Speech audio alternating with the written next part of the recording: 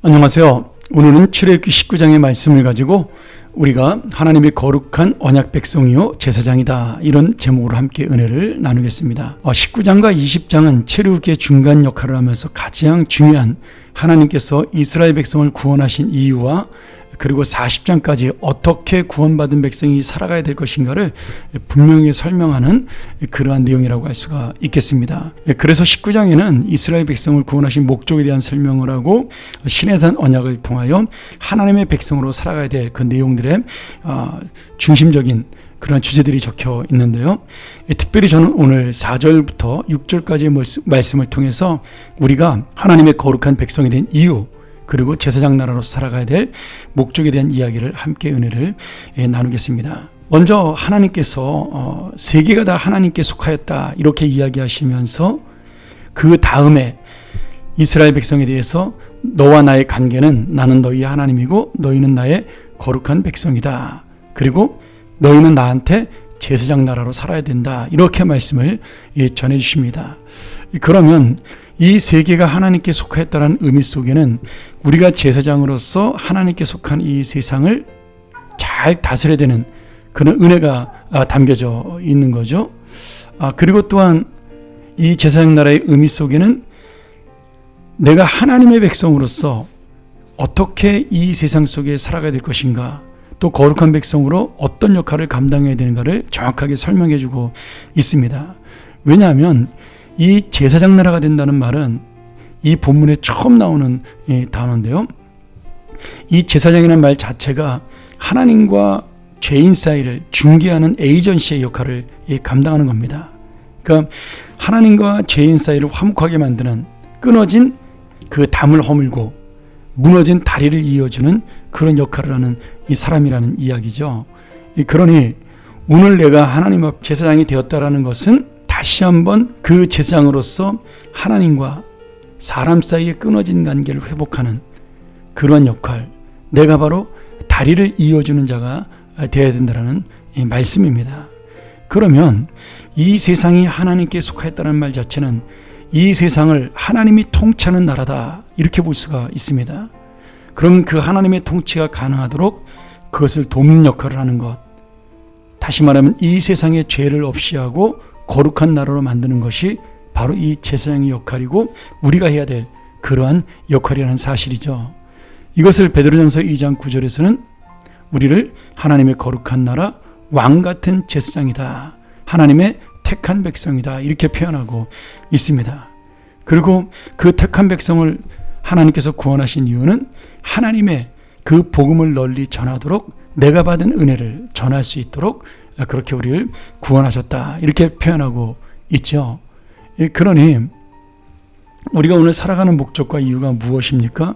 내가 어떤 직업을 갖고 있던, 어떤 삶을 살고 있던 하나님의 제사장으로서의 삶을 살아야 한다라는 겁니다. 내가 오늘 살아가는 하루하루의 이유가 하나님과 사람 사이를 화목하게 하는 다리의 역할을 해야 되고, 내가 하고 있는 직업과 그 직장과 사업을 통하여 하나님의 그 놀라운 통치가 드러나게 하는 것이 바로 우리의 역할이라는 것이죠.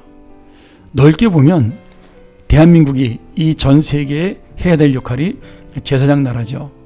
또 좁게 보면 나 개인이 하나님 앞에서 살아야 될 것이 바로 이러한 제사장의 역할입니다.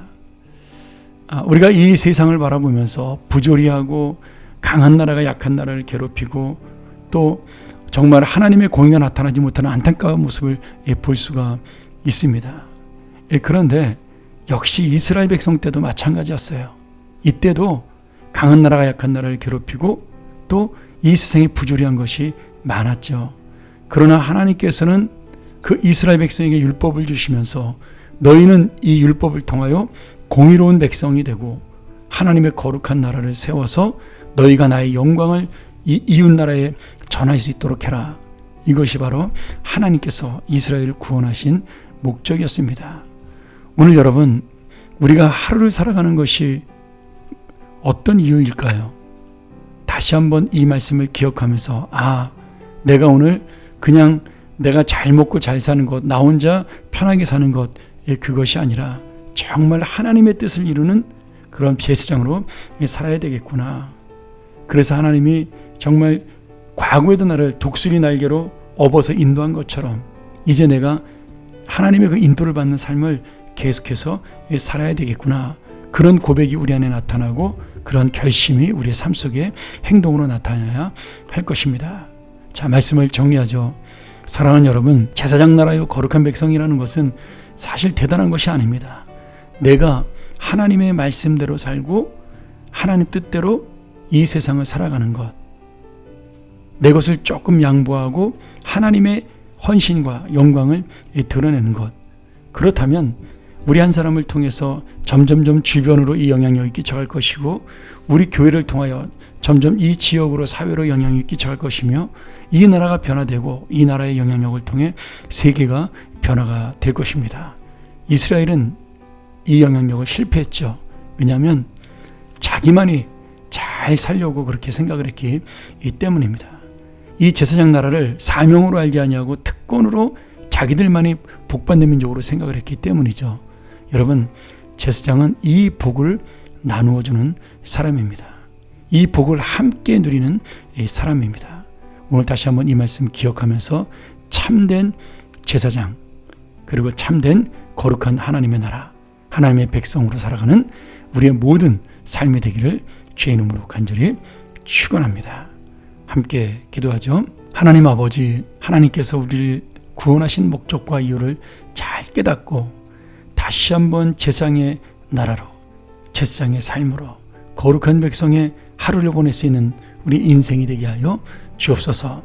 나를 통하여 하나님의 거룩함이 드러나고 하나님의 생명이 드러나는, 그리하여 하나님이 인도하시는 인생이 될 수 있는 우리의 하루가 되게 도와 주시옵소서. 예수님의 이름으로 간절히 기도합나이다. 아멘.